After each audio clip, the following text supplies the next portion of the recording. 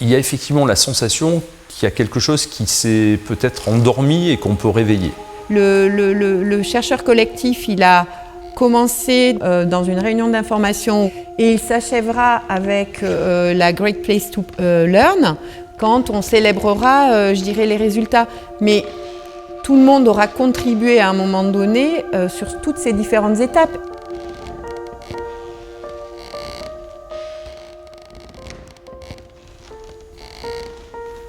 Elle est compliquée cette question en un mot, c'est que c'est... Alors c'est pas un mot, c'est 3 mots, mais moi je dirais vivre le collectif, le vivre. Enfin, c'est difficile à raconter, c'est difficile à exprimer, je pense qu'il faut être dedans, quoi. Voilà, je sais pas quoi dire de plus. Cette expérience, elle est extrêmement intéressante sur le fond, parce que c'est une aventure humaine. C'est un peu l'image d'une cathédrale. Une cathédrale, ça met plus de 140 ans à construire. Notre recherche collective, elle est de la même nature. À un moment donné, il y a des personnes qui commencent l'édifice, et puis d'autres qui partent et d'autres qui arrivent, qui trouvent des solutions à des problèmes qu'on n'avait pas imaginés au départ. C'est ça l'idée du chercheur collectif tel qu'on l'a mené. Et moi, ce à quoi je crois beaucoup, c'est que lorsqu'il y a des possibilités de développer soi-même la direction de son apprentissage, eh bien on est beaucoup plus motivé, engagé, il a beaucoup plus de sens. Ça crée, pour moi, une expérience irréversible de coopération créative.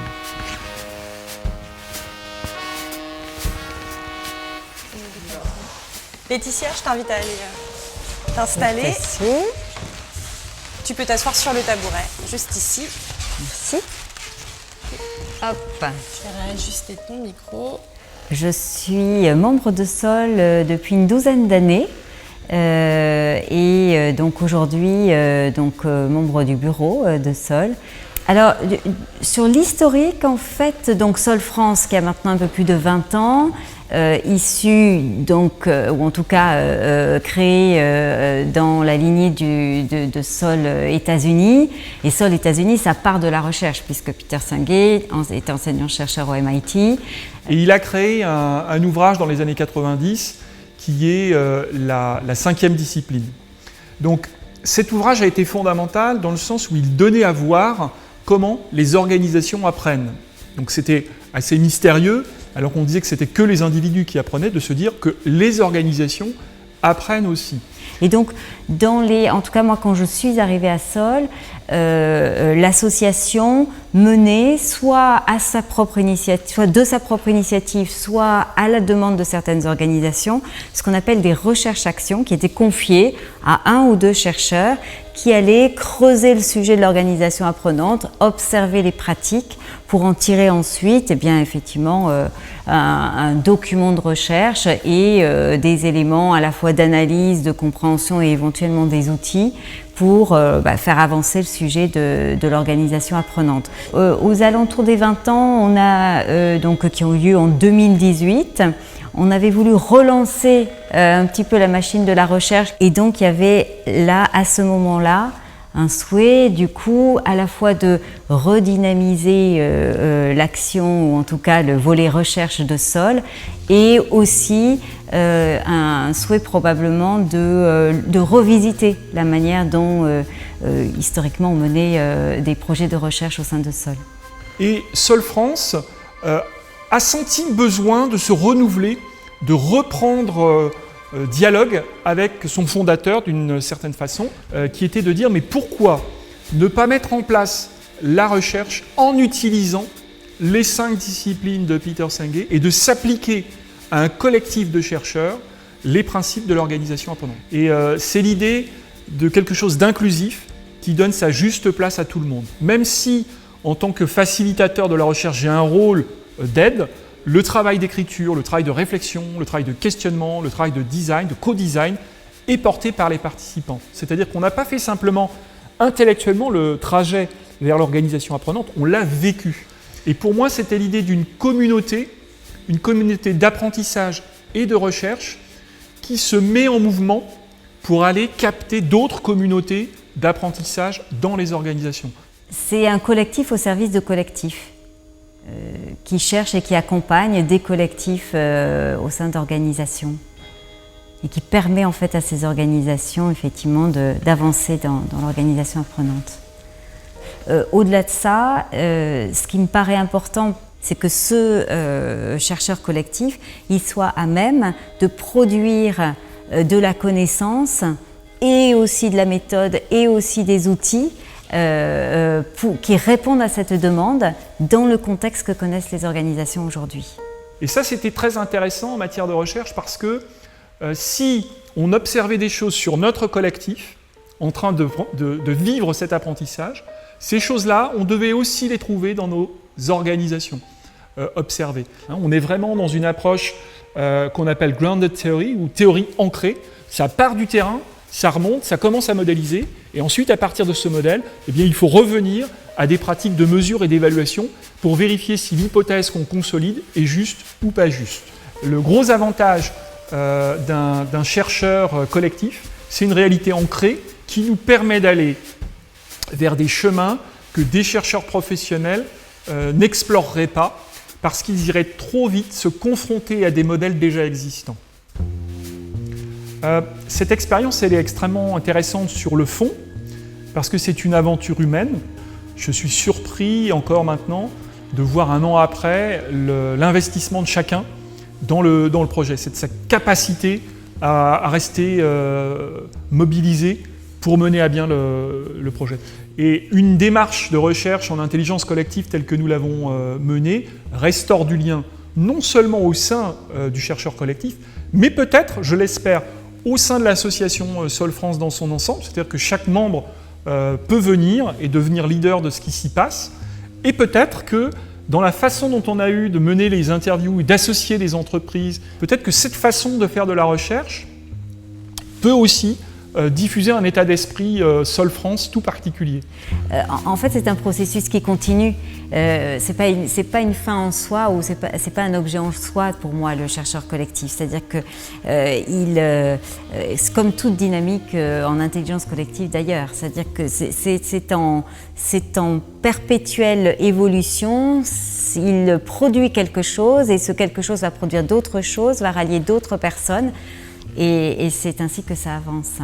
Moi, je suis de ceux qui pensent que l'éducation, ça fabrique du citoyen, du lien social, du vivre ensemble. C'est de construire la société en apprenant, innovant, agissant ensemble.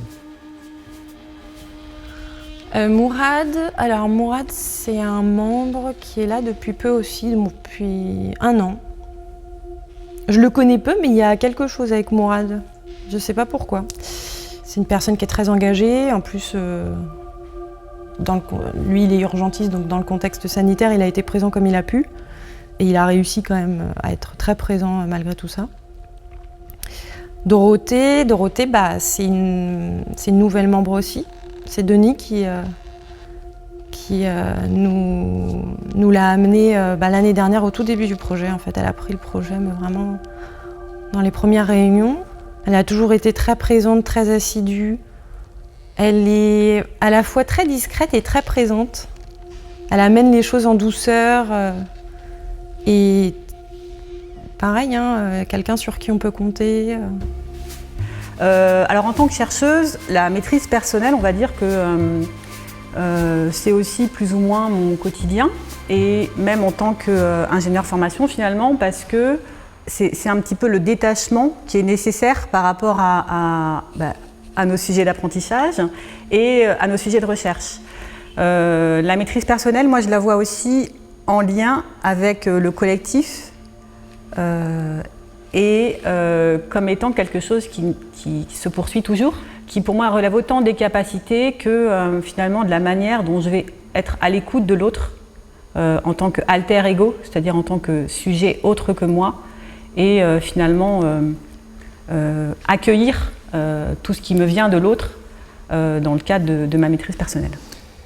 La maîtrise personnelle, c'est une discipline qui permet à la personne qui la pratique d'avoir un sentiment de confiance en lui-même et en les autres aussi, puisqu'en fait on est ouvert à soi mais on est également ouvert aux autres, et le fait d'être en confiance permet cette ouverture. Mais en même temps, la maîtrise personnelle appelle aussi à une certaine forme de doute, je dirais, de remise en question. Donc c'est deux choses qui sont peut-être à la limite de l'ambivalence, où je me sens en confiance, mais en même temps je ne suis pas suffisamment confiant, et c'est ce qui va créer ce besoin pour moi d'aller rechercher à m'améliorer. Donc cette dimension de tension, et puis cette dimension créatrice, puisque l'apprentissage, c'est aussi faire émerger quelque chose de nouveau. Voilà, parce que quand on apprend, on n'est pas le même ou la même que celle qu'on était juste avant. Ça ne s'arrête jamais en fait. C'est pas une fois, c'est bon, j'ai ma maîtrise personnelle, et ça peut tout le temps être remis en question par un événement, par des choses que l'on vit, un rapport aux autres. Donc pour ma part, en fait, l'expérience chercheur collectif est une expérience inédite. Et si je dois retenir deux choses de cette formidable expérience de vie également, c'est la guidance. Ça m'a permis d'être, conforté, rassuré. Ça m'a permis de me situer par rapport à la pertinence du travail, par rapport à la pertinence aussi de mon sentiment de maîtrise. Et donc cette guidance, elle a été essentielle. Mais également le fait de partager, le fait de co-construire ensemble, de co-construire le chercheur collectif, l'identité chercheur collectif, ça a permis aussi d'être conforté dans sa maîtrise du processus qui allait nous conduire à faire cette recherche. Par rapport à ce que disait Mourad, quand il dit que la maîtrise personnelle, elle est dirigée, en recherche, finalement, c'est l'opposé, c'est-à-dire on ne dirige rien pour pouvoir accueillir ce qui vient. Donc c'est un peu cette maîtrise personnelle-là que j'ai développée dans le cadre du chercheur collectif, c'est-à-dire comment, finalement, alors que le chercheur apprenait à faire de la recherche dans les entretiens, en étant dans l'écoute absolue, comment moi, j'essayais de mettre en œuvre cette maîtrise-là pour intégrer ce groupe de coachs et le chercheur collectif. Et j'ai vraiment essayé à chaque fois de partager tout ce que j'avais moi en arrivant dans ce groupe en termes de recherche, avec la difficulté de quelquefois peut-être finalement créer de la tension par rapport à cette dimension méthodologique, la rigueur qu'impose la recherche et qui n'est pas toujours agréable, mais par laquelle on est passé. Et finalement, voilà, tous les entretiens ont été retranscrits, ils ont tous été codés. Après, il y a eu également d'autres tensions au moment du week-end d'écriture collective, parce que des divergences, alors pas de valeur, mais vraiment des divergences de point de vue et de à quoi va servir cette recherche. Et du coup, ces divergences, elles ont, de la même manière que précédemment, elles ont été intégrées dans le rapport, puisqu'on aura à la fois une dimension très opérationnelle avec cette fameuse échelle d'évaluation du niveau d'apprenance des entreprises, et puis finalement l'histoire aussi de ce que l'on a vécu, des éléments de théorie, des éléments de méthodologie. Donc voilà, je pense que l'écriture a été la manière de traiter ces tensions. Je pense qu'il y a des environnements qui sont plus propices finalement au développement de cette capacité à se maîtriser et à être ouvert aux autres. On est toujours dans cette posture où on est face à des choix, d'aller vers ou de se retenir, et on est toujours dans ce questionnement, dans ce conflit interne en fait. Et la maîtrise personnelle, c'est une forme de conflit où en fait on a injonction de se sentir en capacité de, mais en même temps on a injonction de se sentir dans le doute pour pouvoir continuer à aller vers la maîtrise personnelle. Donc c'est en même temps qu'il faut entretenir cette forme d'équilibre qui nécessite de la confiance en soi, de l'ouverture. Donc on est dans des qualités à travailler pour développer la maîtrise personnelle. Chaque chose, chaque événement, chaque personne a une valeur, et comment finalement on prend conscience les uns des autres, des différentes valeurs des uns des autres.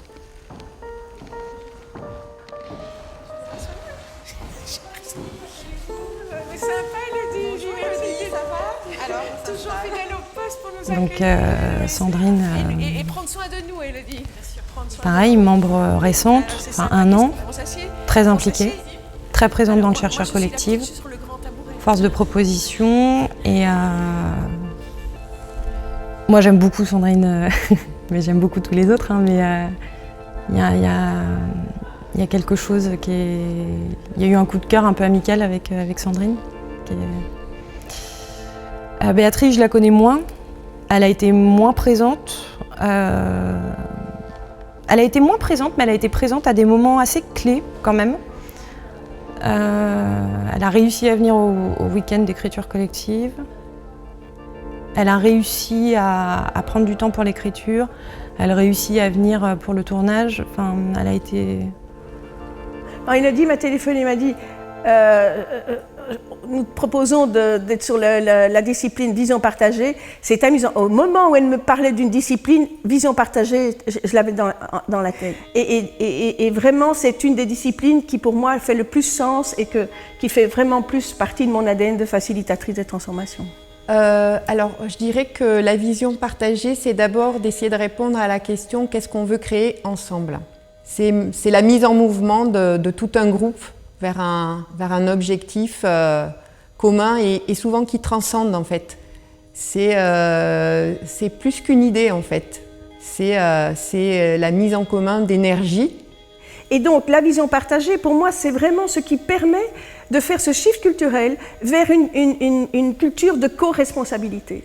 Et peut-être que justement dans la transformation aujourd'hui dans les entreprises, c'est que jusqu'à présent, finalement, on voulait maîtriser à la fois la finalité et le chemin, alors que finalement, la vision partagée, elle dit si on connaît tous la finalité, peu importe quel chemin on prend, ce qui compte aussi, c'est de laisser cet espace de liberté à chacun, finalement. Je trouve que c'est assez fondamental et je pense que ça nous réunit aussi tous. Et c'est une liberté pour moi responsable. Oui. Parce que justement, c'est en même temps... je dirais exprimer sa liberté individuelle et en même temps respecter celle de l'autre pour qu'il y ait cette co-création. Finalement, dans ce monde nouveau qu'on est en train de construire, justement cette notion d'incarnation, de porter la vision, d'emmener le groupe, ça peut être tournant, ça peut se partager.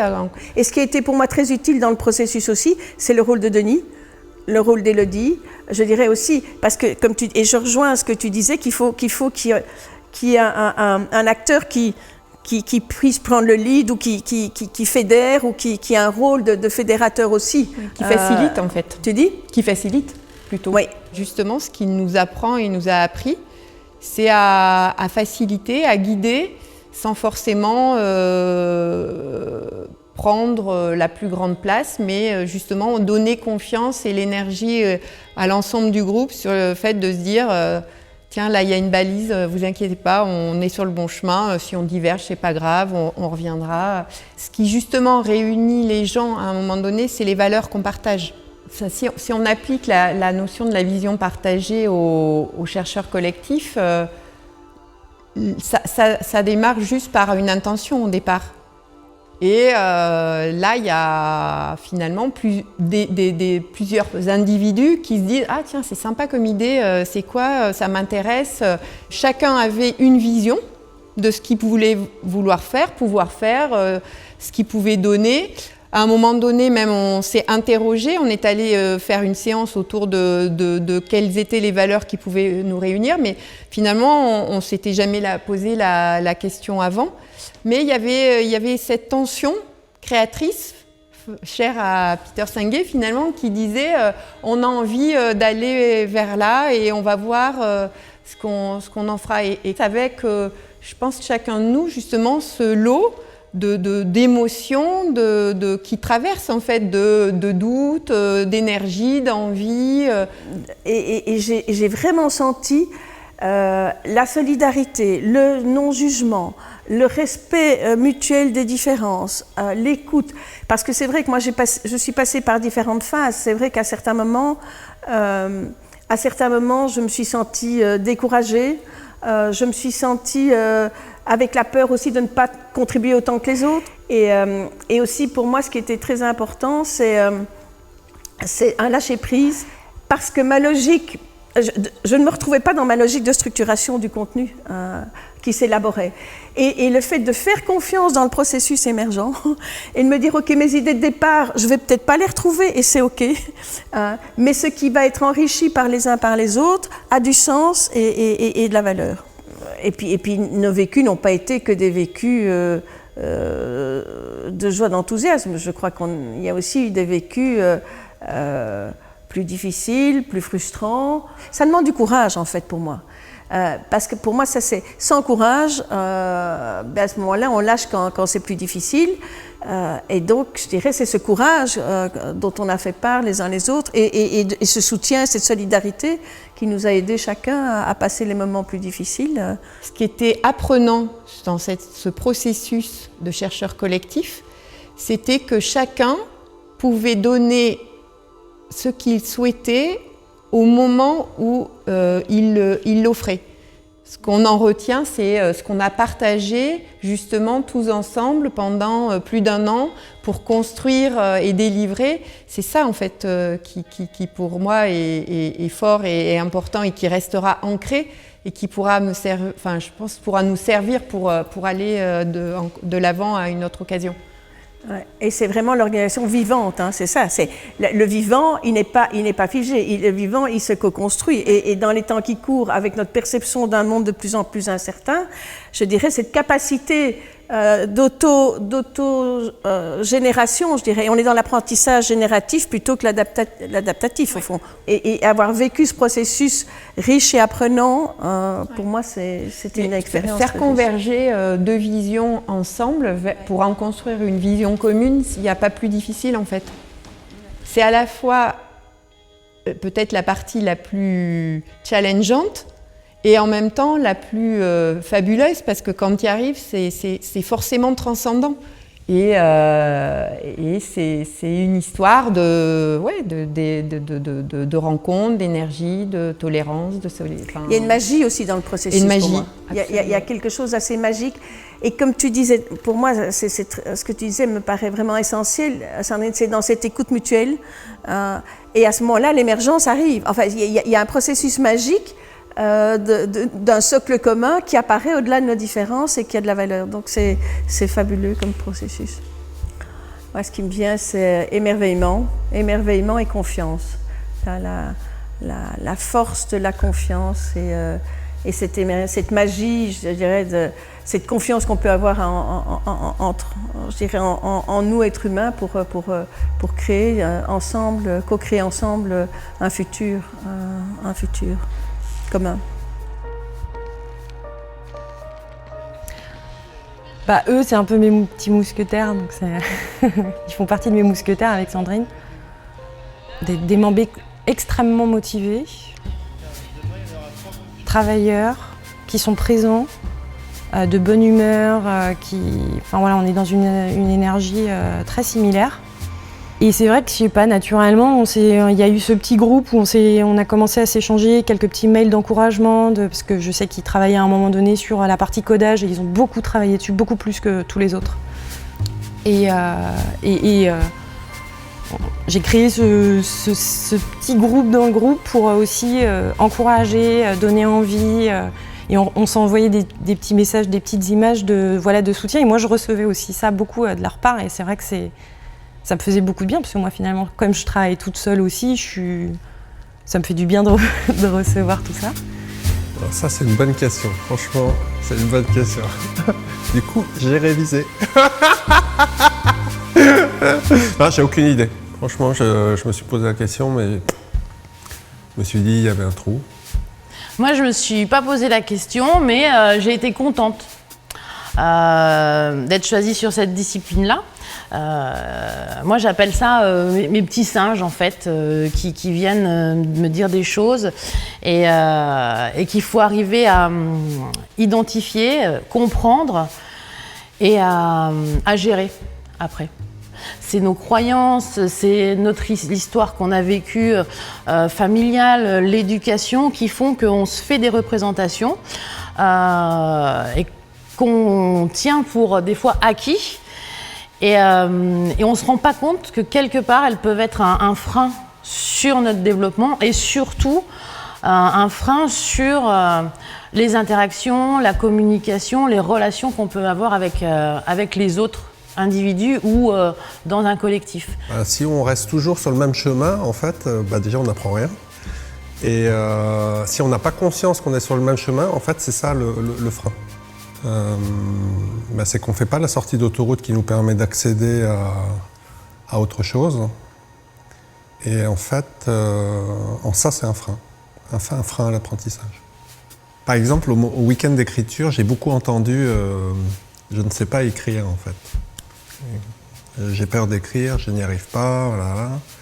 Le modèle mental s'applique dans le sens où j'ai la croyance que j'y arriverai pas, et puis je reste bloqué, et ce week-end, l'après-midi, je ne produis rien. Et moi, à titre personnel, ce que j'ai appris, j'ai appris en fait, pas sur ce thème spécifique, mais plein de choses que je pensais pas faire, et que j'ai osé faire, et que tout d'un coup, je me suis aperçu que je savais faire. Et j'ai de la satisfaction maintenant, en fait.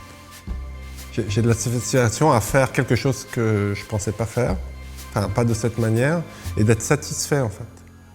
Ça m'a apporté les clés conceptuelles sur ce que j'étais en train de vivre, en fait. Dans l'expérience de ce vécu sur l'incertitude, je me suis laissé porter, et du coup, j'ai abandonné le mental pour le vivre, en fait. Et puis quand j'ai lu le bouquin, et ce qui était à l'œuvre, et des clés, en fait, de comment gérer, comment dompter, en fait, ces modèles mentaux, voilà, c'est l'expérience qui, comme tu dis, en fait, c'est le concept qui vient se coller à l'expérience et qui donne vraiment quelque chose une compréhension, en fait, tout simplement. Une compréhension de ce qui se passe. Je suis pas sûr que je sois capable encore de l'expliquer, en fait. Mais j'ai la conviction de l'avoir compris physiquement. Le fait de travailler en groupe sur les schémas mentaux, c'est faire émerger, en fait, ce qu'il y a dans nos subconscients et le mettre vraiment à... Voilà, c'est l'iceberg qu'on pousse par le hop, et on soulève, et puis on voit ce qu'il y a sous la ligne de flottaison. C'est ce que je disais tout à l'heure, c'est le questionnement collectif, la remise en question permet de faire progresser l'ensemble. Dans les grandes organisations, les CODIR, les choses comme ça, la personne interviewée a vraiment la prise de conscience que le groupe, le collectif, il a tendance à croire qu'ils ont raison et raison sur tout, et que ce qu'ils faisaient avant, c'est transposable de la même façon. Il y a une phrase qui illustre bien ça, dans ce que dit Peter Senge. Ce qu'on utilise, c'est que les problèmes d'aujourd'hui, en fait, viennent des solutions d'hier. Donc ça, c'est la première chose. Ils identifient, et moi je partage ça aussi, que si le modèle mental pouvait changer, c'est-à-dire changer, enfin juste avec un peu de remise en question, se dire, et si on imaginait une autre façon de faire, eh bien, il y aurait des décisions, des solutions beaucoup plus efficaces qui se mettraient en place. Mais comme le disent les interviewés, ils sont des fois un peu seuls là-dedans. Même si eux, ils ont cette capacité-là à transmettre, à pratiquer, ça demande d'y aller par des étapes des fois courtes et très basiques, ne serait-ce que l'écoute et le dialogue. On a au sein du chercheur des mousquetaires, et ce soutien-là, en fait, il est favorable à l'apprentissage. Parce que je me sens bien, donc j'ose, en fait. Enfin, en tout cas, personnellement, je sens pas de jugement. Ça m'encourage, en fait, à apprendre. Et c'est dingue parce que je le vis dans le chercheur, et on l'a observé. Et quand je lis les interviews du chercheur, quand je vois ce qui se passe dans les collectifs aussi, je me dis, si y avait un petit peu plus de prise de conscience de ces modèles mentaux, individuels et collectifs, je pense qu'il y a des grands projets qui pourraient vraiment se développer. Jo et Lina. Alors, Lina, c'est une membre qui est récente, elle est là depuis 6 mois. Et à l'image des 3 mousquetaires, c'est quelqu'un de très impliqué, très présent, très dynamique, qui propose énormément de choses. Jo, je sais que c'est une membre qui est là depuis 5 ans, je crois, et elle est arrivée, elle a pris le train en route, mais au mois de septembre. Elle a pris le train en route, elle l'a bien pris, puisqu'elle a aussi participé à l'écriture d'un carnet qui est sorti là au mois de décembre, donc ça a été, ça a été un peu intense, je pense. J'adore jouer en équipe. Je trouve que c'est vraiment un endroit où je m'épanouis et où on arrive à avoir des résultats qui sont beaucoup plus intéressants. Donc je suis ravie de parler de cette discipline. On est ensemble, on a chacun son rôle ou sa partition à jouer, mais finalement c'est l'ensemble qui fait quelque chose de vraiment performant. Et puis aussi, j'aime ces exemples-là parce qu'on se rend compte que que ce soit des musiciens ou des sportifs, ils ne passent pas tout leur temps à jouer soit des matchs de foot par exemple, ou ils ne passent pas tout leur temps à donner des concerts. Ils ont aussi cette notion de répétition. Et jouer en équipe, ça permet justement de ressentir qu'est-ce qu'on fait, parce qu'en fait le jeu nous amène à atteindre un objectif, un but. Pour être performant, on doit aussi se frotter l'un à l'autre, pratiquer, expérimenter, revenir en arrière, regarder ce qu'on a fait. C'est de l'effort en fait, l'apprentissage. Et en dédramatisant, en utilisant le jeu, et surtout en étant... Parce que ce qui est utile en équipe, c'est pas que la phase d'apprentissage, c'est aussi la célébration, qu'on a réussi un exploit qu'on n'imaginait pas ou qu'on n'était pas capable de faire seul. Parce que c'est aussi ça, apprendre en équipe, c'est dépasser ses propres limites pour aboutir à quelque chose qui est plus grand que chaque individu.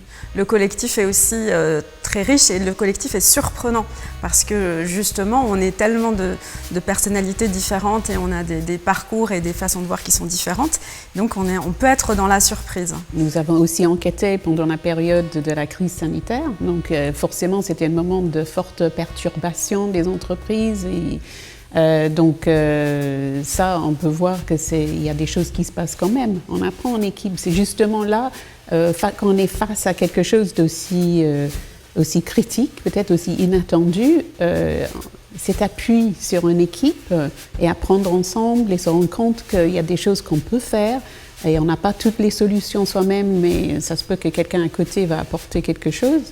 Ça est ressorti très clairement. Et il y a cette notion que la résilience, c'est pas juste faire face à un problème et le tenir à distance et le traverser, c'est aussi qu'une fois qu'on a traversé la crise, on est différent. Des entreprises ont été, pendant cette crise sanitaire, ils ont été chercher des informations à l'extérieur de l'entreprise. Ça crée quand même des liens. Ça crée une nouvelle équipe, en quelque sorte. Il y a l'équipe à l'intérieur de l'entreprise, puis il y a cette équipe où il y a aussi les clients, les fournisseurs. On cherche les solutions à un autre niveau. Il y a aussi quelque chose qui est ressorti, peut-être que dans d'autres... C'est le droit à l'erreur, qui est vraiment quelque chose qu'on a vu dans les entretiens, mais aussi qu'on a vécu nous. Quand on est dans l'apprentissage expérientiel, en tout cas, on vit le droit à l'erreur qui est quand même assez essentiel quand on est en train d'apprendre. Il y a aussi la notion d'apprentissage en équipe qui est dans des moments formels et il y a des moments d'apprentissage en équipe qui sont informels. Et aujourd'hui, en période de confinement et en période de télétravail, justement ces moments d'apprentissage en équipe informels sont en train de disparaître malheureusement. Du coup, il y a des points comme ça, notamment quand il s'agit d'organiser le télétravail, c'est de repenser ces moments qui sont informels, comment on va les inventer et imaginer. Donc il y a pas mal de choses qui se font déjà. Voilà, donc c'est des aspects d'apprentissage en équipe qui sont pour moi très actuels. Quand on analyse et quand on fait les codages, quand on a regardé tous les entretiens, on est inspiré par tous les exemples et inspiré par le groupe avec lequel on travaille. C'est peut-être cette expérience d'être dedans et dehors. On regarde notre sujet de recherche, mais on est aussi dans un collectif.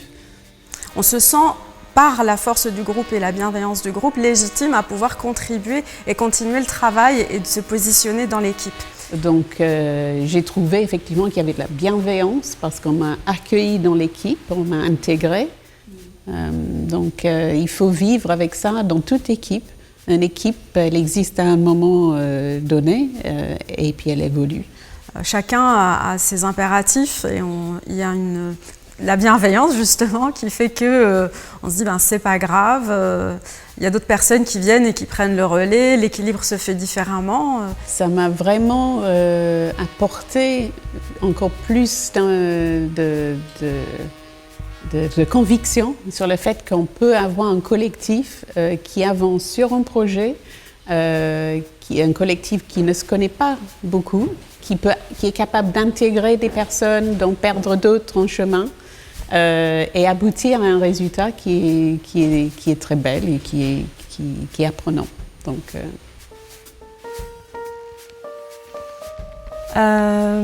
Laurence, je travaille avec elle sur un sujet transverse qui est la formation leadership en 5D. Quelqu'un de très appliqué, très impliqué aussi. C'est une personne qui est très fiable, en tout cas sur ce qu'on fait ensemble.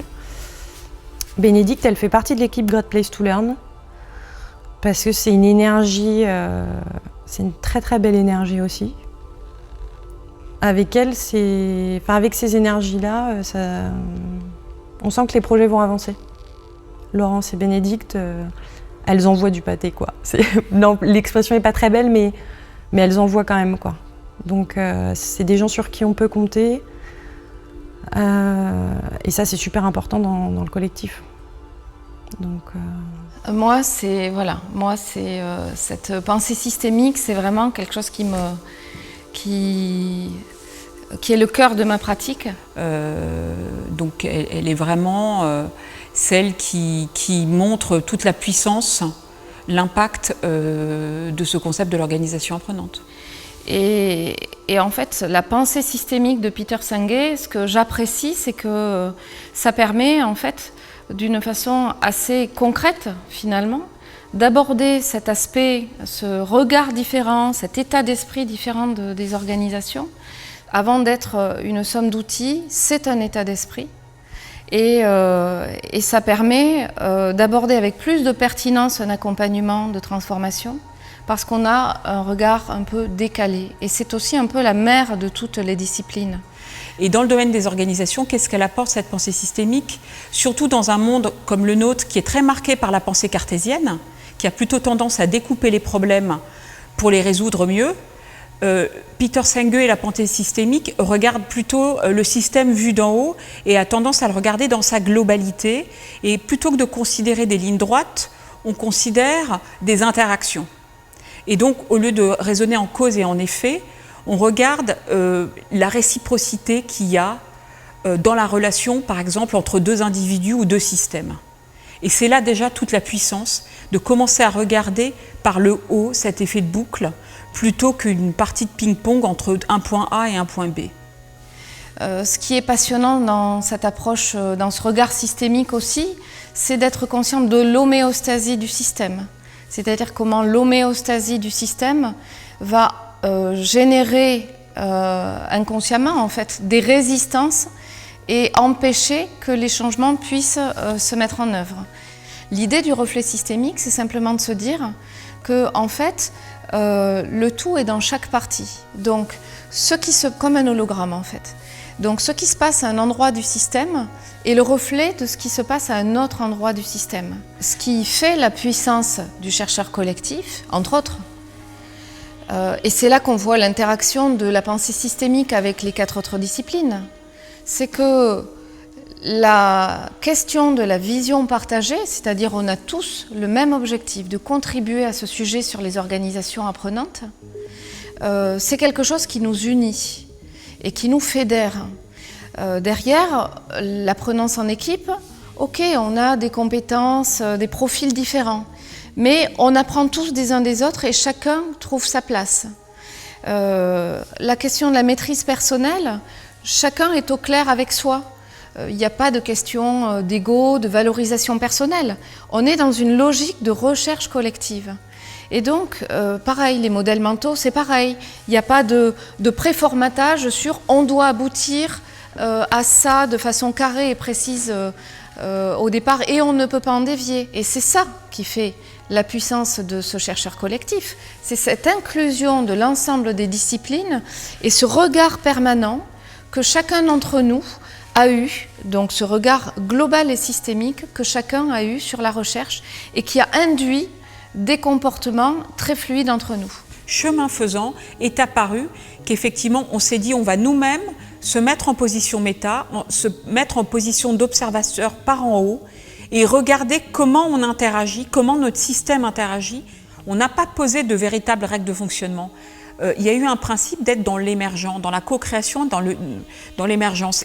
Et ce principe de l'émergence n'existe pas nécessairement dans les organisations, parce que dans les organisations, il y a des enjeux de délai, de performance, il y a des contraintes de ressources. On a fait confiance au fait que chacun partageait une vision, une envie.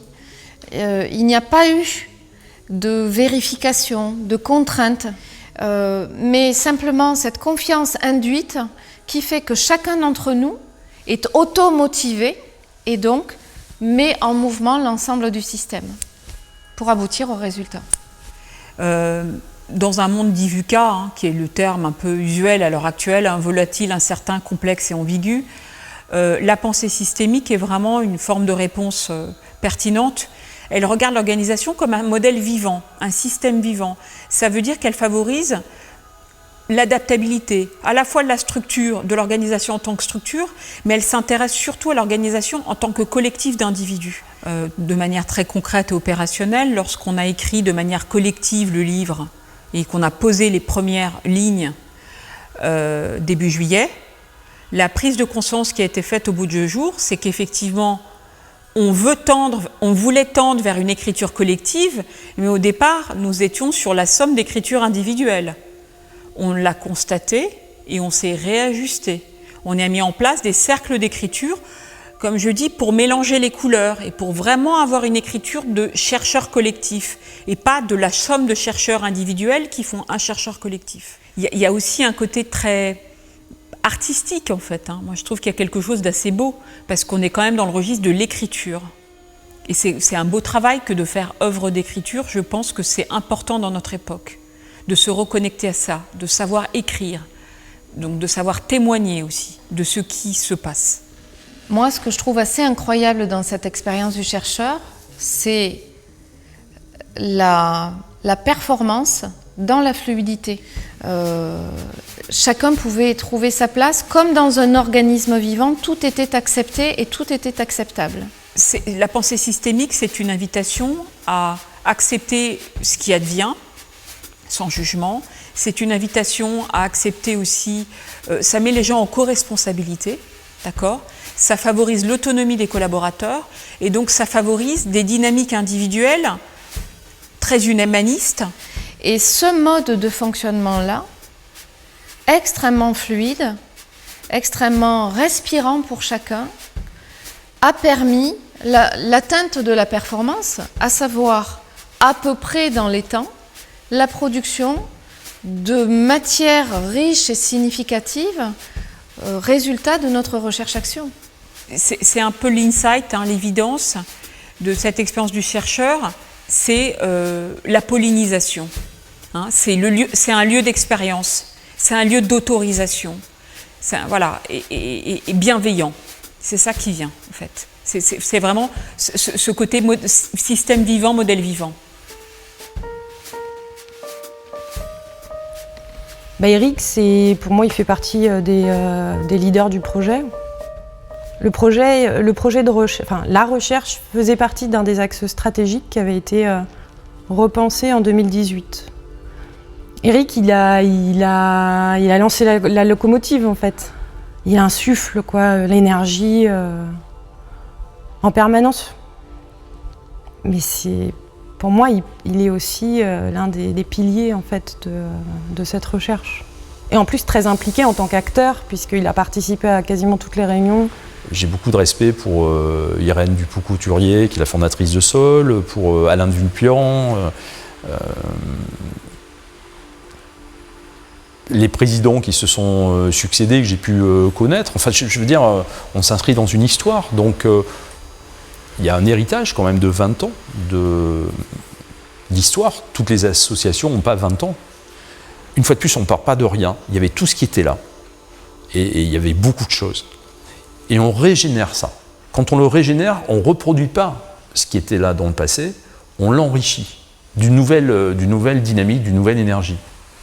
Pour moi, le chercheur collectif, enfin par contre, dès le début, pour reparler de vision, c'est pas un one-shot, quoi. C'est pas un chercheur collectif qui naît, qui vit et qui meurt. C'est comme le battement d'un cœur de l'association où, justement, ce chercheur collectif... Il y a des organisations qu'on appelle des organisations pulsatiles. C'est cette idée un peu peut-être d'inscrire dans le temps Sol France comme un espace dans lequel, de façon régulière, on donne à voir le fruit de ce qui a été justement un processus apprenant partagé par un collectif. Et pour ma part, apprendre la force de l'apprenance, la force d'apprendre collectivement, enfin, il me semble que c'est la seule chose qui peut nous donner des chances de faire face à tout ce à quoi il va falloir faire face, semble-t-il, et d'apprendre collectivement. Donc je pense que dans ce sens-là, le rôle sociétal de Sol peut être renforcé. Pour moi, l'associatif au départ, c'est d'autres schémas, d'autres croyances, d'autres comportements. C'est sûrement un peu naïf de ma part. Et puis Sol, c'est à la fois un petit système et en même temps, effectivement, très complexe. Chez Sol France, on a aussi chacun nos modèles mentaux,